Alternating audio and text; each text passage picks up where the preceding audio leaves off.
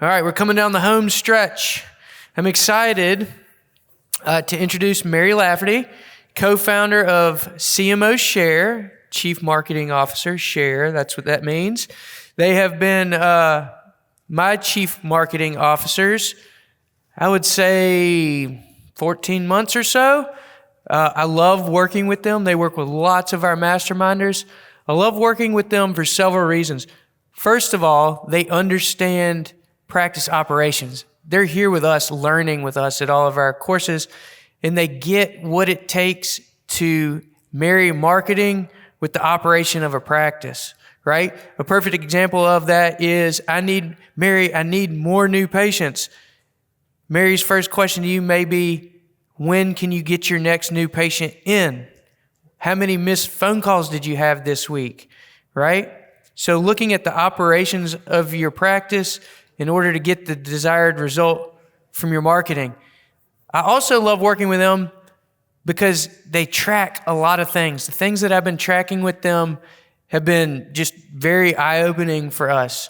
Looking at call percentages, call answer rates, looking at missed calls during practice hours, looking at the correlation between showing online availability and the number of new patient calls you get. In fact, between our tracking efforts, we discovered that the number of online appointments that we show availability for directly correlates to the number of phone calls we get. What we discovered is that patients look to see for availability and then call us. Perfect example of this is I was driving to Dallas to a soccer tournament with my wife and my kids, and we like to go try new restaurants. She found a restaurant she was excited about. She looked at Open Table, and they had no reservations available. So she told me, darn, we have to find another place. I said, just call them. She called them. We had a 7 o'clock reservation.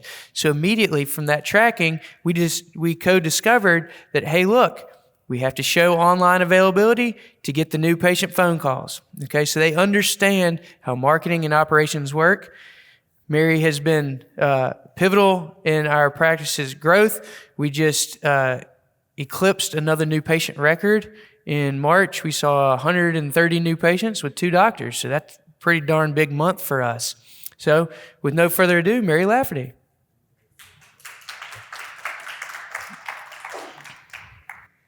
Hello, everyone. First of all, thanks to Ben for having me come today. And I hope that what we're going to talk about you find valuable. So a little bit about me, Mary Lafferty, co-owner of CMOShare with Ryan Gross. Most people know Ryan more than they know me. I'm kind of behind the scenes, building the products, the strategies, doing the Q&A, making sure that we're, AI is in the world now. Let's make sure that we're updated and our marketing efforts are still performing for our practices. And he's been more kind of the face of the company. So that's what I do. I come from about 25 years of marketing experience in mostly the B2B realm. So I grew up in B2B, HCM, worked with some large organizations. I've done all kinds of things in marketing. And after going through acquisitions and being acquired and working for IBM and then traveling to New York to talk to these large agencies, I got tired of the corporate world. And I'd had enough, and I felt like it was actually destroying my abilities more than it was helping my abilities. And so I started my own consultant business called No Regrets Marketing. I did that for a couple years, partnered with Ryan when he was in his past life as well on some things, and we just worked really well together. So when he started working with some dentists, Mark was one of them, he called me up and said, hey, I think we could do this dental thing together. Like, I've got some ideas and let's talk about it. So we did, and I started CMOShare, and it's just been crazy adventure, so much fun. I never knew dentistry could be so exciting, but I've learned a ton just sitting in here today, listening to y'all talk. Like, I don't know half of what those words up there mean, but I can sure help you maybe get more new patients in and understand the power of your hygienist, which is what I wanted to talk about today, because we're always drilling at CMOShare about new patients to help growth. But there's actually a lot of power in your existing patients as well. And the hygienist plays a really critical role in that. And so I thought I'd share with you some data around that and some critical components to getting more out of existing patients and not always thinking about the new patient. So All right, it works. So let's set I have a little few notes here too, so don't think less of me, because I want to tell you some stories along the way. All right, so I think the best thing to do is to set the stage for where we are today. Economic-wise, it's hard for a lot of folks right now. So we've seen a lot more people pulling from their 401ks than we've ever seen before, mostly for medical bills and health reasons. We've seen less people being able to save. So the savings rate has gone down to 3.8%. A lot of folks are spending less just across the board because prices have risen. And in looking at our practices, the practices that we work with, so our partner practices, we've also noticed over the last month or two that practices that only offer consultations for their first visit are seeing more of a decline and more no-shows, whereas practices who are offering exams and cleanings and that consultation are seeing more growth. So what that's telling us is people want to see something directly related to the money that they're investing, that they're getting something out of it.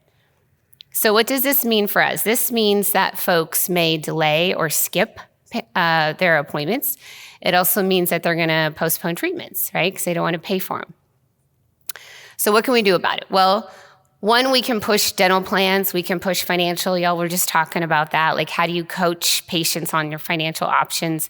How do you get more creative with how patients can pay for services? To ER, so emergency visits, we've seen go up quite a bit.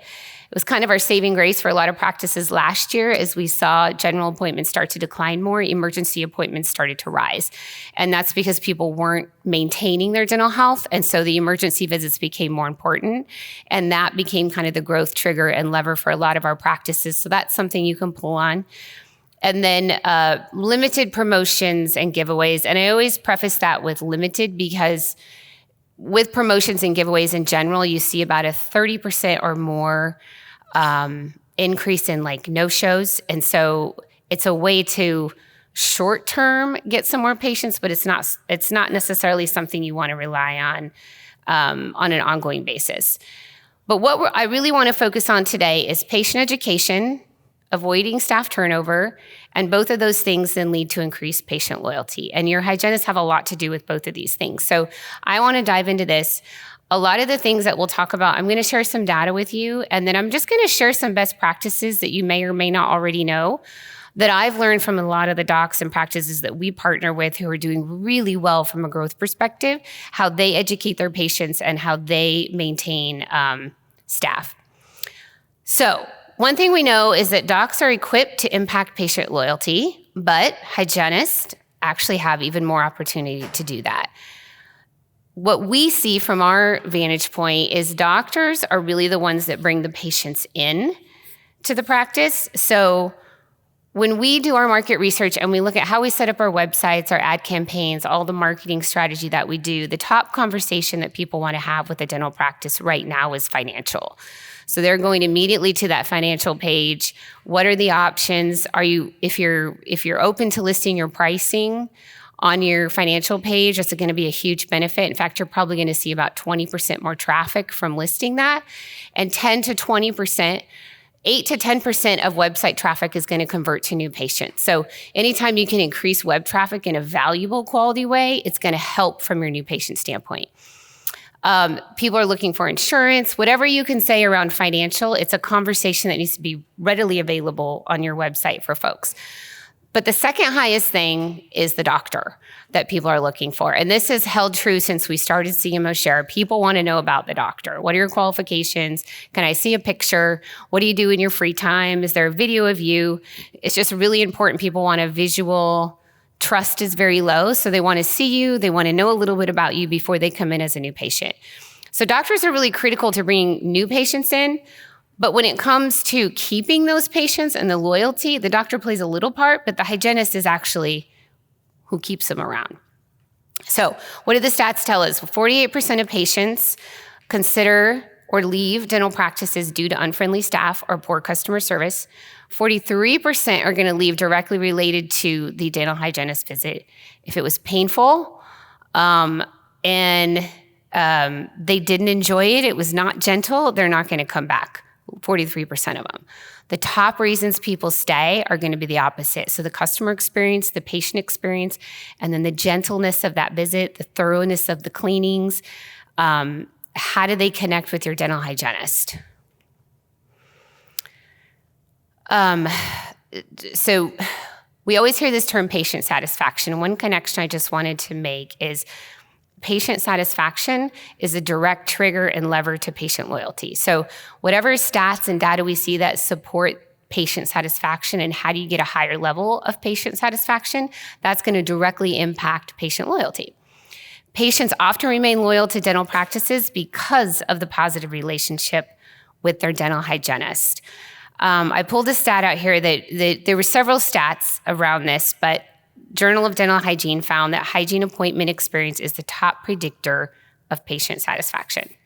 So why is that? Well, the hygienists are the ones that build trust, right? The procedures, they answer the questions, they provide the oral health education. Hygienists are usually the ones that develop the rapport with the patient because they spend the longest time with them. The positive interactions will lead to the repeat visits, the loyalty, and the word-of-mouth referrals. And we know that word-of-mouth referrals are the best kind of new patient that you could get in your practice, so that becomes really critical and really important. Hygienists are usually the first and longest interaction the patients have in your office. So even if maybe they didn't get a great feeling from the front office person or maybe a 60% great feeling, they get a great feeling from the hygienist that's going to override that, right? So just remember that your patients are spending a long time with your hygienist. My husband, so I've been married 28 years, pretty long time.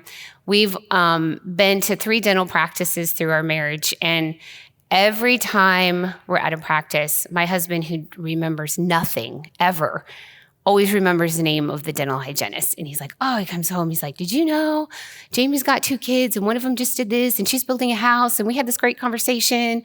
And every time I go to the dentist, it's like, he comes home, oh, did you see Jamie? I'm like, I don't remember their names. What does Jamie look like? She was really nice, and he just always remembered that social side is so important to him.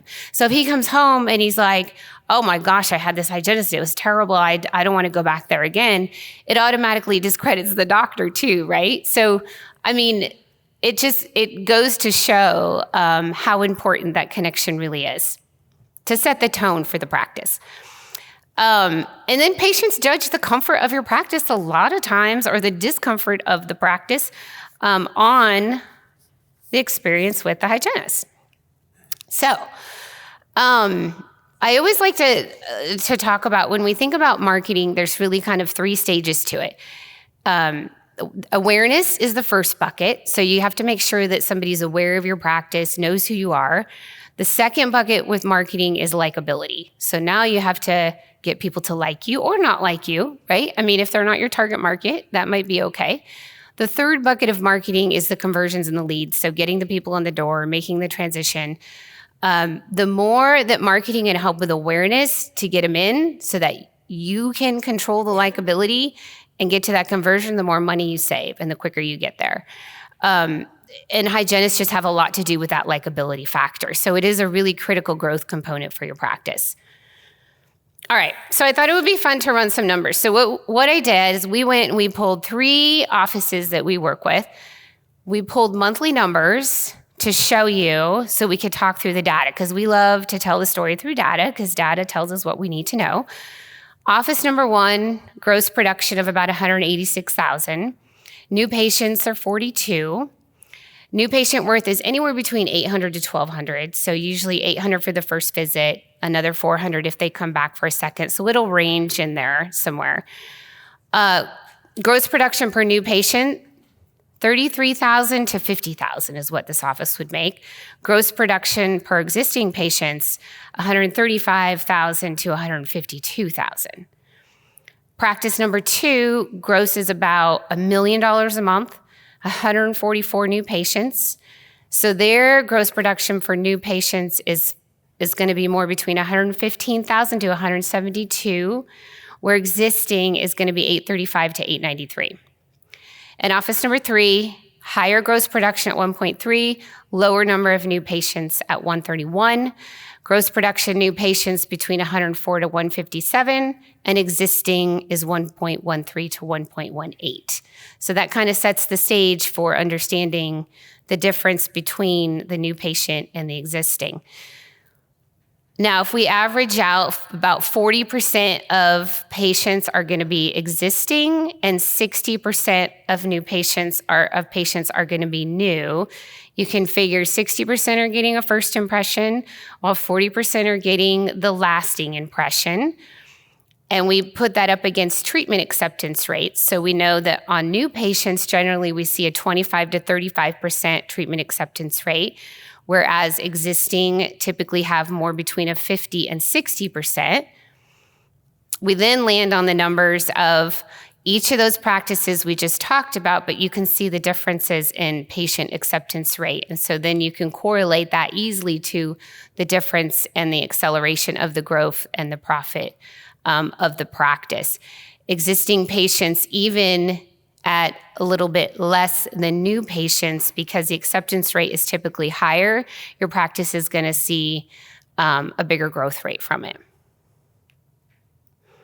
All right, so what do potential practices need to be thinking about? We've talked about the data, we've talked about why it matters. So let's go into these three buckets on education, turnover, and then we can talk about patient loyalty. This is a quote I took from a doctor we were talking to. If your hygienists don't know how to have the right patient conversation for them and for us, it could sabotage the acceptance rate and the patient's health. Patient conversations need to reiterate the same components through each interaction. So what does that look like? I took this example from some of the conversations I've had with some of the docs, and the important thing to remember is always make the conversation about the patient and the benefit to the patient, creating urgency behind it. So an example of what this could look like is if the hygienist says, hey, this crack in your tooth is weakening, or this crack is weakening your tooth. A crown could protect it, and this could avoid a root canal. Nobody wants a root canal. I actually had to just last year, I had a cracked tooth that led to a root canal, a crown, and then an extraction all within a year. And actually, you know what? Crazy thing is that I was terrified of all three, and they all three were like the best dental experiences I've ever had. So we've come a long way with sedation because it worked really well. But anyway, I was really surprised. I guess I have a really great dentist. But if the hygienist, first diagnosis, right? There's a lot of mistrust with doctors in general. I mean, people just think, oh gosh, you want to get my insurance money, so of course you're going to diagnose me with something. If the hygienist actually diagnoses it first, and then the doctor reiterates that, and then technology, and then the front office reiterates that again, then there's a lot more of a trust factor within that. So anyway, I thought we'd put up an example of this, this crack is weakening your tooth. The doc comes in and says, hey, the tooth with the crack, if we don't take care of that in a week or two, it's going to cause more pain and possibly be more expensive. So let's really get you scheduled the next week or two. So the week or two becomes something that is repeated and creates the urgency for the patient, like, oh, I need to get this scheduled quickly. And then the treatment coordinator, the front office, whoever's doing your scheduling, closes that out with, hey, let's go ahead and get you scheduled and let's talk about what the financial options are, and keeps that urgency going through the conversation, as opposed to, oh, hey, maybe the patient says, well, I think I'm going to wait. And then that treatment coordinator is like, yeah, that's okay. Why don't we just wait? You can't think of it really as sales, but putting the health of the patient first so that their optimal healthcare is first. It's just how you talk to somebody.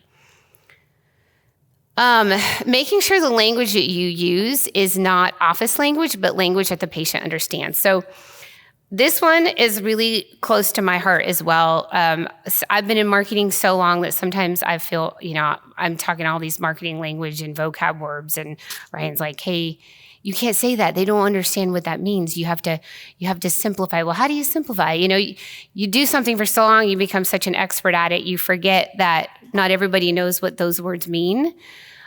So just paying attention to how you're talking to patients in their language and not necessarily yours. So would you like a comprehensive exam?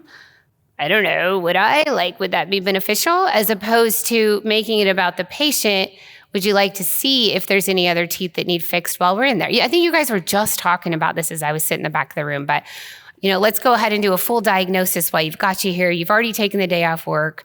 Why worry about taking another? Let's just see all the areas that we have opportunity to help your dental health, and let's look at them today. Always making sure the doctor is the second opinion.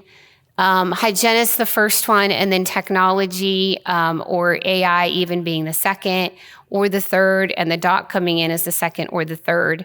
There's a lot of practices that are starting to use AI technology to diagnose patients, and I've heard from some of our practices that is a really great way to build the trust, because technology doesn't have an opinion. It just is what it is. And so showing them the x-rays, when I had my root canal, they actually took me back and showed me the 3D visual of it, and here's where it's at, and here's why we're worried, and here's what it looks like. It was like, oh, this is fascinating. And I can't second guess you, because it does hurt a little bit, but I was like, really, a root canal? Because it doesn't hurt that much. But seeing the crack and seeing the 3D really kind of, okay, I get it. I do need to probably get that taken care of. If you minimize health issues, it's not fair to the patient. We rarely encounter an issue in dentistry that we haven't seen before. So why can't we train our people to know how to respond to every situation? That was a quote from a doc. All right. So using treatment plan reviews, walking the patient through the treatment. This may be like a no-brainer, but I think it's important to, from like a patient standpoint, if you take the time to explain and sit down and make it feel really important, then it makes the patient feel like, oh my gosh, this is really important, because you just sat down with me, you went through my x-rays, you went through the technology, you spent extra time to tell me why this matters to my health, which in turn makes it really important to me. And so I feel more comfortable asking questions. I know that you have my best,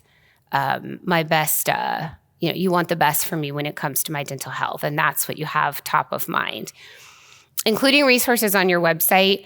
A lot of folks look for post and pre services or care on your website, and so it's really important that you have those instructions up. More and more, we're seeing a lot of practices do videos where the docs are actually talking about pre and post care. I would love to see some hygienists doing the same thing in videos, and we could post that. Videos are becoming extremely important, and I feel like we say that all the time, but with the introduction of AI, the importance of videos to create awareness and how people want to utilize videos is becoming even more important. So anytime you can use something like that, it's going to be beneficial to you. We don't see a lot of hygienists in videos yet, but I would like to see us increase that. I know not everybody's comfortable doing a video, so that's totally fine if you don't want to, but we know some great people that could record you if you'd like to. And then ensure that your service pages answer the most frequently asked questions. So taking a side note here, with AI introduction into the marketing world, Google used to hate FAQs. It's like, you can't do that because it's keyword stuffing. It's a terrible thing. Now, y'all have probably noticed, like, regenerative search at the top of the search page is FAQs, and what the bots are doing is understanding, okay, most people search for this and then this. So I'm going to put the practices up here that have the next question answered, and then the next question, right? So all these people are racing to put up frequently asked questions now on their websites so that they can rank in those top search buckets. And that is important. But what we want to do is make sure those FAQs are relevant. So we can do a bunch of search from the market perspective and tell you all, hey, here's the top 5 questions people are asking when they're asking about sedation. So I can tell you, these are the things people are searching. These are the answers you should have on your website. But in turn, that should go hand in hand with you telling us, here's what patients are always asking us about when they're in the office around sedation. And we bring the two together and we create that FAQ page on your service page. So however you do it, or however you have that conversation on your website, the FAQ is becoming pretty important. So I would urge you all to do something like that if you don't have that already on your site. Email and text-based follow-ups. sending folks home with a treatment bag that has all the little goodies in it, the rinses. Maybe you share our dental practice always sends a t-shirt of their dental practice home in the bags. And giving the doc's personal number in case there's an emergency. Now, it may not actually be the doc's personal number. It may be somebody else answering, or it may be a second phone, but the idea that the patient has the doc's personal number is pretty important and goes a long way when it comes to your patient and your marketing experience.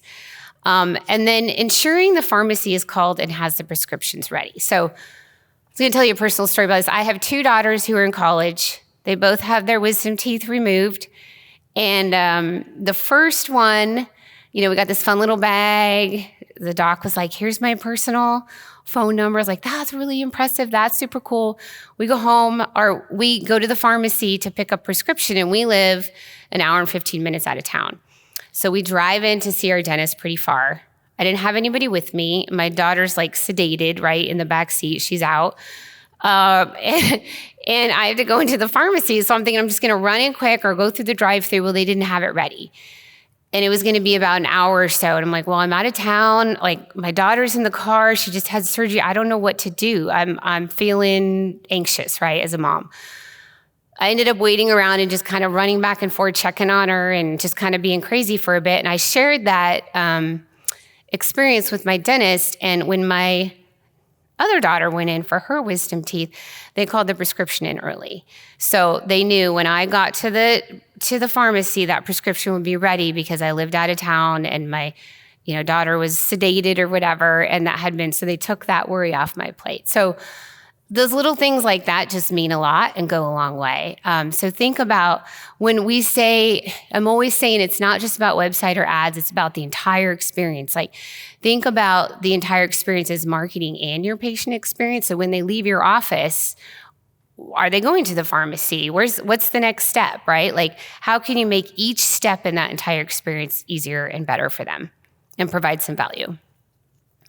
All right, so I heard somebody say this as well, and I thought this was a great line, so I use it a lot now, but make sure they can hear you smiling on the phone. I think that's really cool.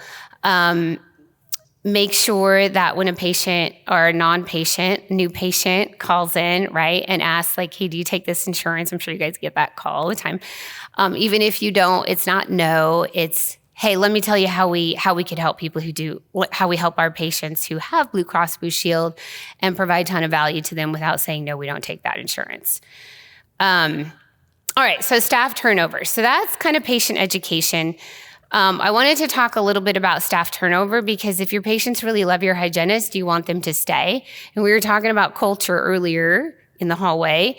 You don't want your staff to turn over because then, your patients, there's a opportunity for your patient to make a new impression. They have to decide the likability issue again.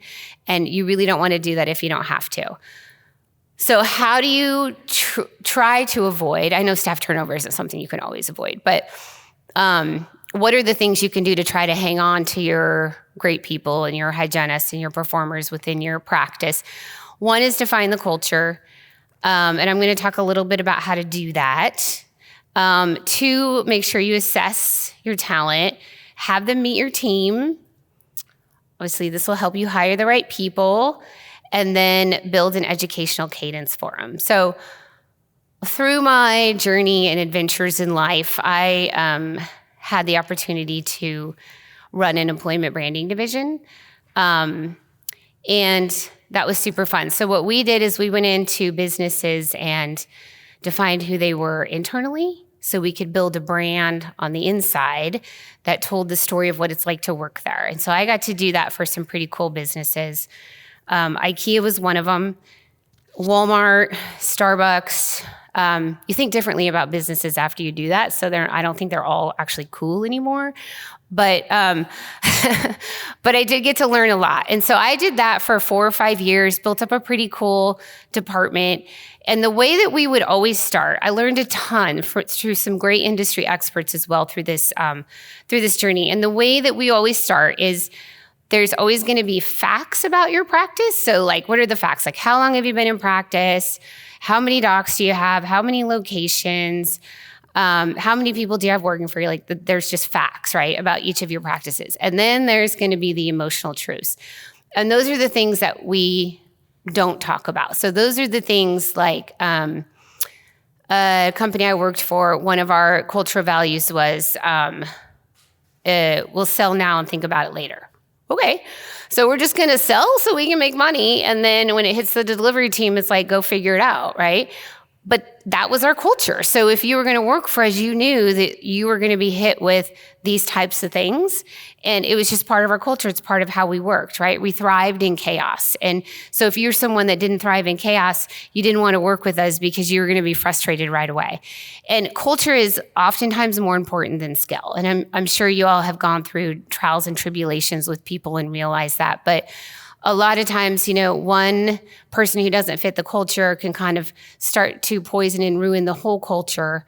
And so it's really important that culture is a big part of hiring, even if it's not all of it. So take your rational facts, take your emotional truths, and that kind of comes together into what a cultural essence for your organization could look like. This is kind of messy, but I went back into my archives. One of the companies that we did this for was Cabela's, who's now part of Bass Pro. But we had an amazing experience with them. So I wanted to show you kind of what this looked like. The rational facts of Cabela's, they're a small town headquarters. They just had new leadership, so a new CEO had come into their business. So they were trying to retool and reinvent. They were really going from like a catalog approach to more of a retail approach at that time. And so they were really good at direct sales, but still kind of learning what the retail side looked like. And then they had a ton of pride in their brand. So those were the facts about Cabela's. The emotional truths was that they had this small town feel within their organization. They would go through crisis without panic. So crisis would happen, but their people we're just going to work through. We're not going to panic, right? So if you're someone that would panic about the slightest change, you're probably not going to fit. Hard work is demanded, so don't come in thinking you're going to have a lazy day because you probably won't. Success in spite of themselves, so they ignored the voices in their head telling them they couldn't do it, and that was part of their culture. Like we ignore those voices and we get it done regardless. Sharing passion and teaching was actually a really critical piece of them. So they needed people who not only had passion about the things they were selling. So like if you all have gone into Shields or Cabela's, right, and you go buy a running shoe, there's somebody there who can tell you like, oh, this shoe's better for concrete and this shoe's better for the gravel roads. And they know the products they're selling. That's important to Cabela's, but was also more important is that those people could teach, because teaching was a big part of getting their customers to buy the products and what their customers loved about their business. So sharing passion and teaching, and then favoring internal innovation. So they always like to innovate from the inside and not the outside. So what did that lead to? That led to a cultural essence for Cabela's. This line here, I think I can point, right? Yeah. The nature of Cabela's ended up being their cultural value prop. And externally, we recruited by saying, were you born to work here? So essentially, what's the nature of Cabela's? There was 5 values that you needed to have or believe in to be successful at Cabela's. And if you had those, then you're born to work here. So what we did is we used a bunch of visuals and advertising and that kind of thing to tell the story about people, what it looked like if you shared the passion, the teaching, and being born to work here that would attract the right people to the organization. I wanted to share another example with you. This was for a company called Regeneron, a large pharmaceutical company. I don't know if you all know who they are. They're pretty big now. They were just kind of coming into their growth when we started working with them. And they have produced some of the most amazing pharmaceutical medicines in the world. And they have some of the most brilliant people working for them. And those people have really big egos. They know that they are brilliant. So the first campaign we actually did for them was called Don't Apply. And we ran not these exact, but we had 7 values, and every one of them said things like, hey, if you don't think you're the smartest person in the room, don't apply. So we flipped it, right? And we played off their ego, like, oh, I'm definitely the smartest person in the room. I could work there. And we had 7 values that played to that, and they grew tremendously well, and they got some of the smartest people in the world working for them. Then they called us back, it was like 4 or 5 years, and said, hey, now we've kind of like leveled out. We've got a lot of great people, and we want to make this a little bit more positive. Like, okay, so we ended up with these 7 attributes that really explain to someone what it's like to work there. And I thought this was a really good example, so I wanted to share it with you all. Science drives our passion, and passion drives our science. You'll be challenged every day. We won't let bureaucracy block good ideas. Making a difference makes us different. We're a select team. That's the way we've done it, is the wrong answer. And we regularly do the impossible, and then we do it again. So you can see the story in this tells you what it's going to be like to work for Regeneron. All right, so assess. Another great campaign we ran years ago when I was working for the HCM industry is around this idea of what you see and what we see, right? And we were selling assessments at the time. But I love this thought process because it helps people understand the importance of assessments if you don't already use them in your practice. What you see when someone comes in is that they're talkative, right? But what an assessment will tell you is this person loves to work as a team. And when people jump in to help her without asking, it motivates and engages her. So she becomes more talkative. You'll see a fast walker, but an assessment will tell you she's always thinking ahead, has a great mind for ideas and growth and continued momentum. So that like forward thinking is apparent in how she's acting. She's usually happy, but you know what? She actually hates conflict. So she's really happy because she's putting a ton of energy towards avoiding conflict. So if you want someone to work for your practice who can easily work through conflict, she may not be the right one, even though you're like, oh, she's really happy. She's probably going to work out. Well, she might be going in the bathroom and crying at lunchtime because she's overwhelmed by the tension of the group, right? Or whatever's happening in your practice. And then you might see that she's really professional, but it takes a ton of energy for her to be professional. So if she exudes more than 8 hours, she's going to burn out. So then, you know, if she's going to work a 10-hour day, maybe throw like a $5 Starbucks gift card at her or something and say, hey, I really appreciate, I know this was a long day. And it'll go a long way for this lady in particular that we've made up, right? So knowing those hidden secrets about your people, it's almost like knowing the hidden secrets about your culture. It can take you so far. I mean, I've had people in all of my journeys of life, I've had bosses come to me and say, she can't, this girl working for you, she's not worth nothing. You need to fire her, get rid of her. But come to find out, she's just not quite in the right role. We shift her to a different role and she does brilliantly well. We shift her under a different manager because maybe she doesn't work well with that manager. All of a sudden, she's owning her own company and she's off to the races, right? So knowing what the science is behind people is really, really important to help make them happy, but also to know like if they're going to fit, again, into your culture. The assessment's a big part of that. All right, so then have them meet your team. I think this is so funny. And actually, when my in-laws met my parents, this exact thing happened. So I just think, because my parents are total huggers. My dad's a retired minister. He loves everybody. And my husband's parents are like, no, like we're trying to be the Joneses. Like we're very buttoned up. And so my dad goes in for a hug and my now father-in-law was like, I'm not sure how to handle this. But this will go a long way. So another story, sorry, I like stories, so hopefully you find them entertaining. My youngest daughter goes to Grand Canyon University. She's a freshman there this year in Arizona. And took us by surprise. She wanted to go there. She always wanted to play basketball for Morningside College. That was my alma mater. That's what I graduated from. And she played basketball through high school. But Morningside's a championship team, so she was like, I'm not going to make the team. There's no way. She told herself that her whole high school career, I'm not going to make it. Well, come senior year, they called and wanted her to come up. She was so excited. So she meets the coaches. The coaches are like, hey, we have a practice coming up. I'd love you to come to practice. She goes to practice. The girls pull her in. We're there, so we get to meet other parents and kids. She practiced with them, so she learns the style. She learns who does what, right? And then after practice, the girls are like, hey, you want to go out with us? And she's like, yeah. So they literally took her to dinner and they took her to a frat party at the baseball house, which I don't know if I was that crazy about, but she got to know the team. And now she's got 2 friends. She didn't end up going to Morningside, but she's got 2 friends on the Morningside basketball team that she still talks to today. And the reason they do that is because the coach wants players that fit the culture first, right? Like, obviously she's talented. She can play ball, but all these college coaches, it's like if they literally call and do, you guys might know this already, but they call other players that have played with these people, these athletes, and say, what kind of team player are they?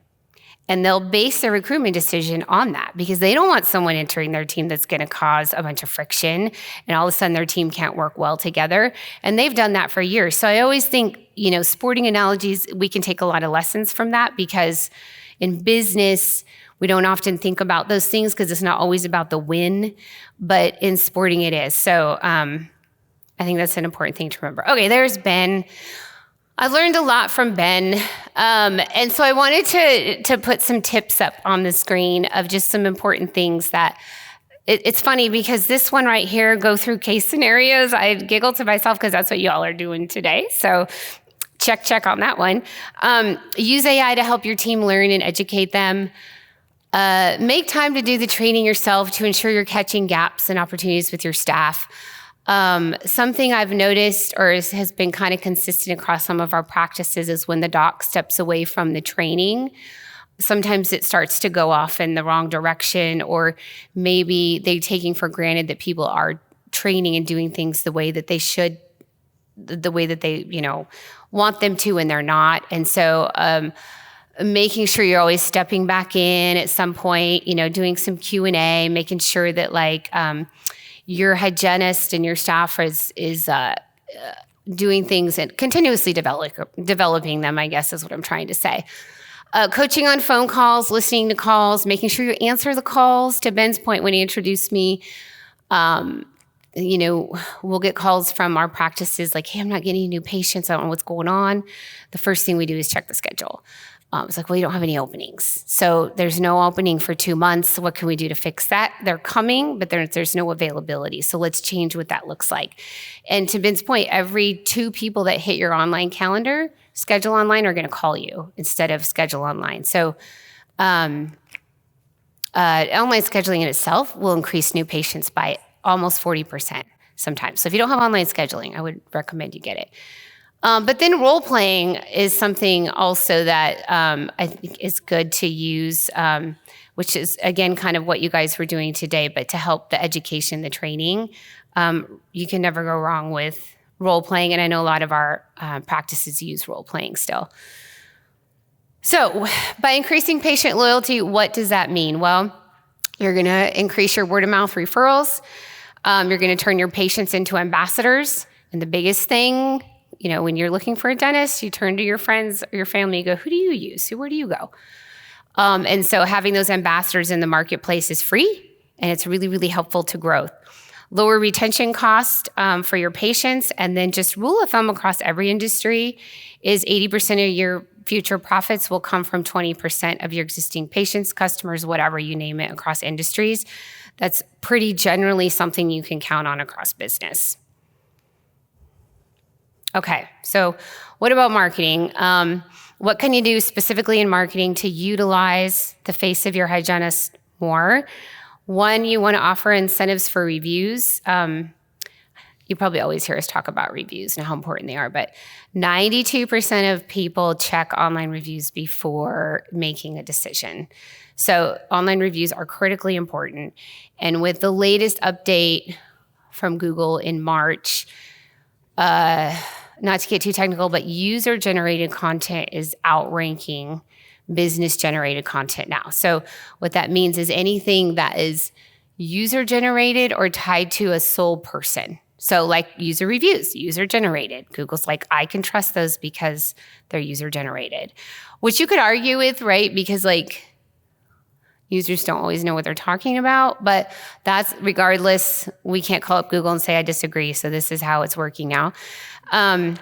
So push to have, like when people do reviews for you, push to have them mention your dental hygienist or your practice name or your doc name. Those things are going to go really far.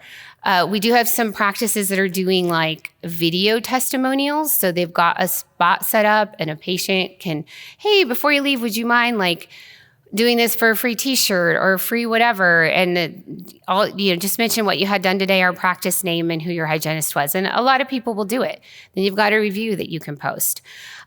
Make sure you're local. 76% of searches on mobile lead to a visit to a physical location. So local search is really important. One of the things I want to start doing is putting our dental hygienists, I mentioned this, but more up on the website, a little bit more exposure. Nurture through text. People check their phone every 12 minutes. So texting is a good way to stay in front of them. And then show your appreciation. Customer service drives 86% of customers to become repeat buyers, and 77% of customers will recommend a business after having a personalized customer service experience. So I remembered your kid's name, and I'm terrible at this, so it feels weird like telling you all to do this, but remember people's names, remember their kids' names, where did they go on vacation, all those things. It just really goes a long way. And then just personally follow up after visits. Customers who receive personalized follow-ups are 140% more likely to spend 140% more compared to those who don't receive that attention. All right, so 89% of businesses compete based on customer experience today compared to 36% in 2010. So that's a pretty powerful statement of the importance of the customer and the marketing experience and where it's gotten to today. A couple of businesses that do this really well that I thought would be just great examples to share with you all is one, Chick-fil-A. I don't know if you all knew, but the A in Chick-fil-A is because they're dedicated to grade A customer service and grade A delivery to their to the people that eat there, which is why they only use a select, they don't do a wide range of food, just a small that they can do really, really good at. And then another one is IKEA. I always like to share this. Like I said, I got the opportunity to go to Sweden and work with them, which was really exciting. But one of the things they did that was pretty cool is they did this testament of a furniture dealer. Ingrid, who started IKEA, actually was worried about, as they grow, losing their culture. And I just had this conversation in the hallway, losing the culture. And so one of the things that he did is he wrote the testament of a furniture dealer, which was, here's what is important to IKEA. Here's the difference we make in the market, and here's how we want to stay. And they still have this up in their break rooms today. Their culture is still built around the idea of the testament of a furniture dealer. So I just think it's a good, document where you are today. If you want to hang on to that, do a testament, put it up, remind people all the time, this is who we are. And as you grow and obstacles come in your way, you can hang on to that. So as I part with you today, I just wanted to leave you on a positive note of the fact that dental is still growing. In 2023, estimated $192 billion, and expected to grow 3.3% from 2024 to 2030. And employment of dental hygienists is projected to grow from 9% in 2023 to 2033, which is the fastest growing average for all occupations. This growth is expected to result in approximately 16,400 job openings each year over the decade. So it's pretty powerful, and there's a lot you can do with that. So use the opportunity wisely. That's it.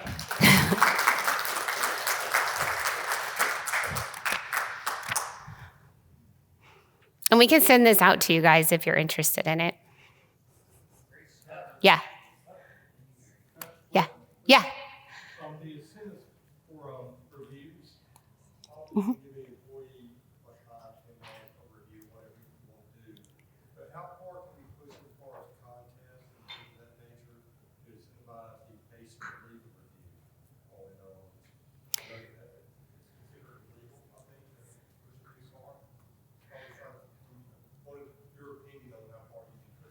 Yeah, I mean, I would get too pushy, but I would, as far as reviews, I would just, my main mind frame has always been ask them, hey, would you mind leaving a review? Tell us, mention the practice name, the service you had done today, and either your hygienist or your doctor name within the review. Things like if you have a Blackstone grill up in the waiting room that you can, as a patient appreciation award that we would love to enter. Yeah. You can enter it, and our favorite theme is some type of social media, review on it. Google is our favorite. Mm-hmm. That goes a lot. No, you can do that. We have practices that have big baskets full of all these goodies, and it's like do a review, and we do a drawing every month, and someone's going to get this basket, and it works really well. But when we get on DSN, we hear different conversations that they can take all your reviews down if they find out that you are doing some of these things. Incentivizing on it. And I don't know where the truth is. Is it? I have never actually heard that, and two, I've never seen anybody be taken down for that. And there's people that do a lot worse than that. There's people that have their own people go and write reviews that aren't even patients or like fake the reviews. And I've never seen them taken down. Okay. So in your opinion, that would be a safe Yes. thing to do? Absolutely. Okay, thank you. We kind of do something similar, but we're just very careful on how we word it. We say, hey, this quarter we're going to be picking one of our patient appreciation from someone who's mentioned us on social media or on Google. Therefore, if they ask further, say, oh, we look at our reviews, we look at our Facebook, we find someone who's mentioned us on social media. That way you're not incentivizing them in any way. So. Mm-hmm. Any other questions? Okay. Yeah. What do you use for your assessments? Because it's very. I was really curious about your assessments. Yeah. And I don't know if those were just examples you made up, or is that like a test that you have them take? Those are examples I took from past assessments that we've done. So those are legit. I didn't just make them up, Winston.